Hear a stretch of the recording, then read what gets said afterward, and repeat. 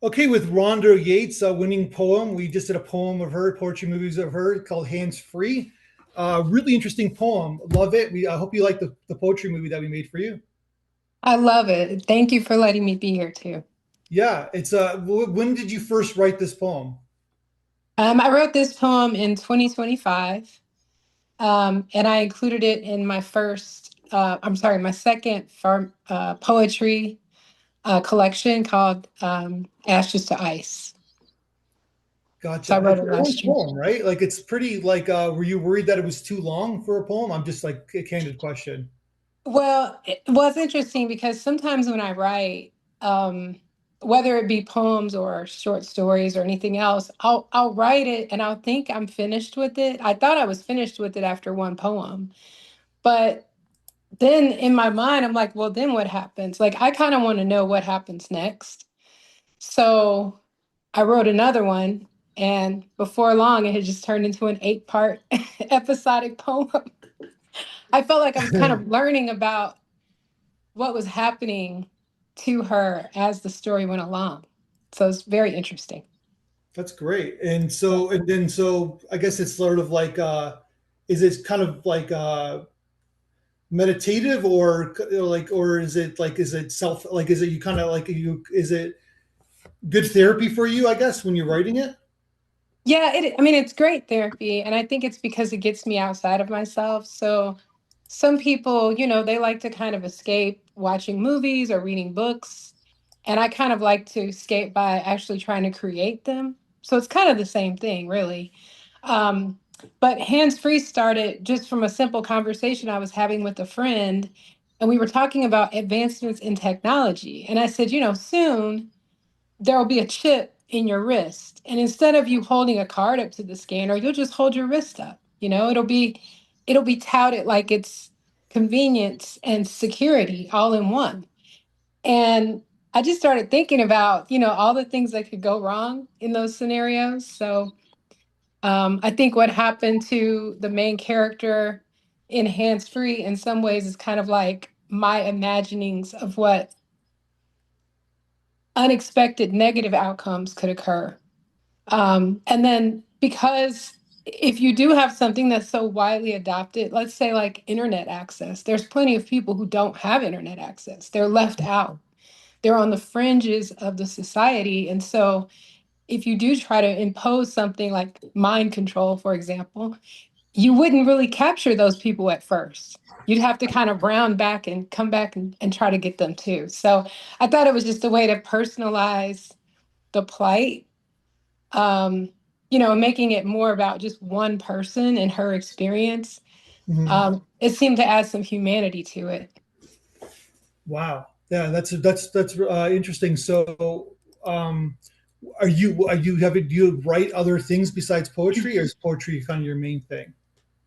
I like to write poetry. I write short stories, and I'm an aspiring filmmaker. So I've written probably about 15 screenplays so far, and I'm trying to like network to meet other people who can help me to make these short films.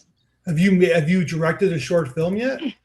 Yes, I have one short film that I have directed, and we're in post-production now. So I'm still waiting for the initial cut of that film. It's called Legion, and it's like a psychological horror thriller type of genre. But it's really about what happens when you can't believe what you see. Like, if your mind fractures, then you really can't trust anything that you hear or see. So it can cause a lot of difficulties.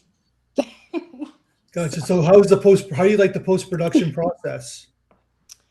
well, I'm new to filmmaking, so I feel like it's going a lot slower than I expected. And I Yeah, think it because always does. most people that don't make films, they Yeah, just think, I guess it just magically appears. But no, it's a process. yeah, It takes a lot of steps. yeah. There's a lot of, I would say, unexpected occurrences, not necessarily setbacks, because sometimes something will be unexpected, or you may have thought that you had something that you don't have access to, and then you have to be creative and work around it. So it's kind of like it's like a puzzle, So it is the creativity, but then the actual production of it, it involves a lot more than I expected, which of course it does.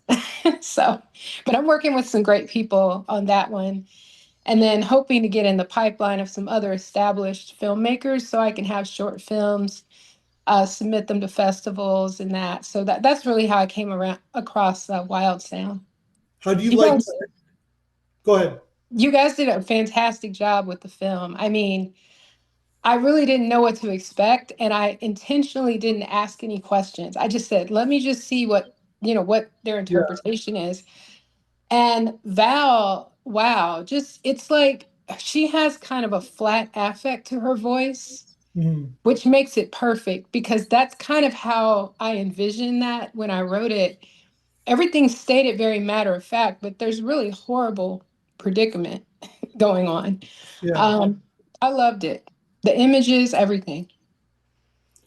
So yeah, so like she loved your poem. I remember that. Like she really, you're talking about the narrator, Val Cole, right? Yes, Val Cole. Yes. And so you just kind of like led it to us because I took a little bit longer than we usually do because it is a longer poem, but we also wanted to get it right. So I appreciate your patience to Oh, of getting, course. yeah. Of course. It's So really yeah, just it's like excitement. You know what I mean? It's not really impatience, but like you're so eager to see the end result, and everyone's taught me a lot. I mean, even just how did you do the editing in that film? well, I'm more of the guider. I just kind of like make sure that her tone is proper for the poem. I make sure that the editor kind of the visual design is where it needs to be, right? So we actually brought Okay. someone new for that, and I'm glad she did a good job. Yeah, for Oh, that. she did a great job, and the length of it was perfect as well. So I'm glad I kept writing until I had eight Yeah, poem episodic, tale. Because to stop in the middle, like once I got to like the fourth poem, I was like, well, you have to find out what happens now. And then I really started crying a little bit when she couldn't remember her lover, Jeremiah. It yeah. really broke my heart. But Kind of like 1984-esque. it's your poem, right? I'm sorry. It's your poem, though, right? It's my poem. I'm just talking about the emotion that I felt when I No, that's was what I mean, writing though. it. It's funny, but you still like what I'm saying is that you still get the emotion, even though you wrote it. Yes, it's weird. And a lot of poets have told me that too. They're almost like, am I writing this poem? Is this poem coming from me or is it coming through me? Yeah. Which it blows my mind to think of that, but it is. It's like, why would I be touched to tears by something I'm writing? I'm not constructing it of like people would like this. I think it's my mind kind of creating what I would like to read, what I would like to see. And I do the That's same thing interesting. with my films. Yeah, I like films that are quiet but disturbing. Kind of Hitchcock, but just so mysterious. Like you don't really know what the situation is, but then you as a viewer figure it out. That it's that moment that I really enjoy. So I kind of try to write my films like that. So thematically, what would you say your poem's about? I would say Hands Free is a dystopian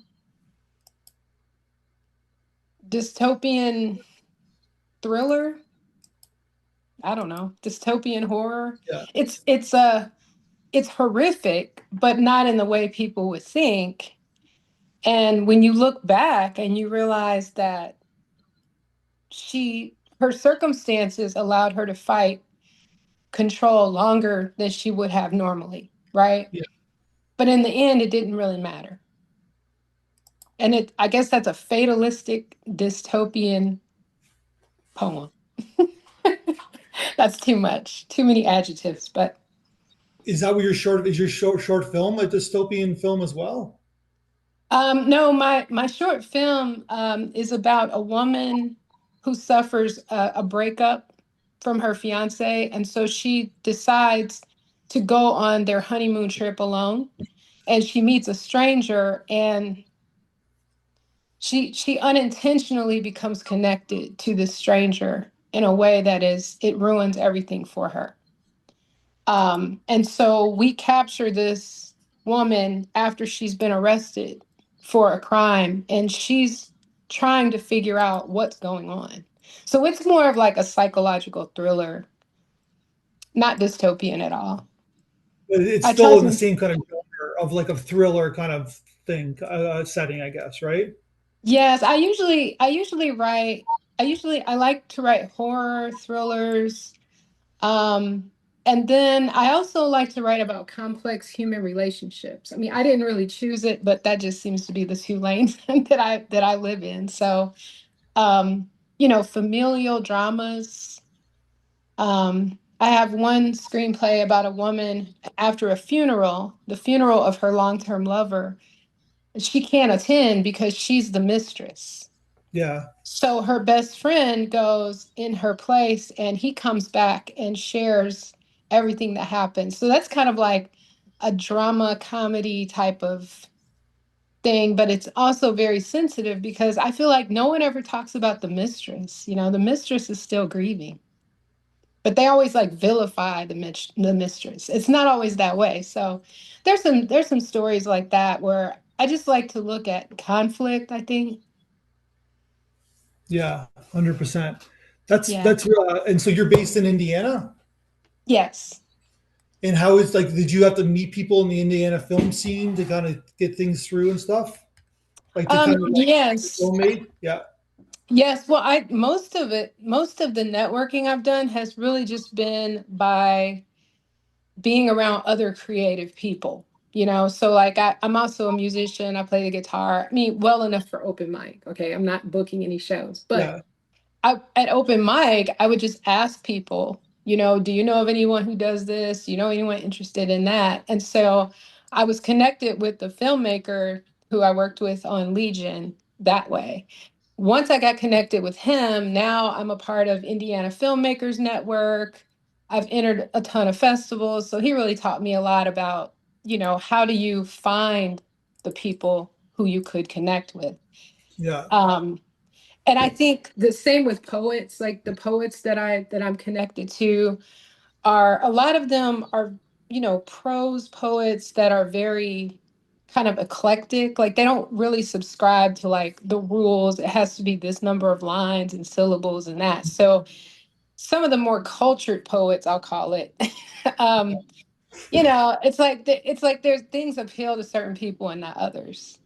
But I like the boldness of writing. And I think poetry is great because you can become, like, you can say a lot in a very few words. mhm, And there are some people who don't ever read poetry, but then when they read your poem and it speaks to them, it means a lot. And it's like if I can get a non-reader to read and like my poem, it's almost like they feel like they've done something accomplished by doing. It's just yeah. funny. Um, but I like trying to say things in just a few words if I can.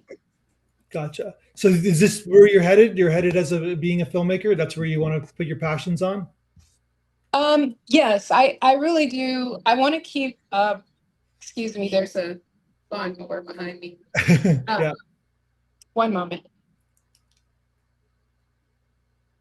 So I really do want to continue with the filmmaking. I have two full-length featured scripts that I'd really like to be able to shop around. So I'm going to just keep working on my shorts, submitting them to festivals, and keep getting connected with people who might have some interest in helping me to develop those. And then I still want to write poetry. I plan to publish a fourth poetry collection soon.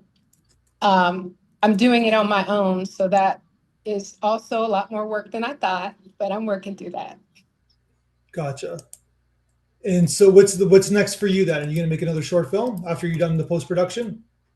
Yeah, I'm working on actually two short films. Um, one with one of my friends who lives in Nashville, and another, we're going to do a short film set on like a video conference call, and he lives in the UK. So I'm really excited about that because we plan to just release those. I'll just put them on the YouTube page, and then we'll enter them into festivals.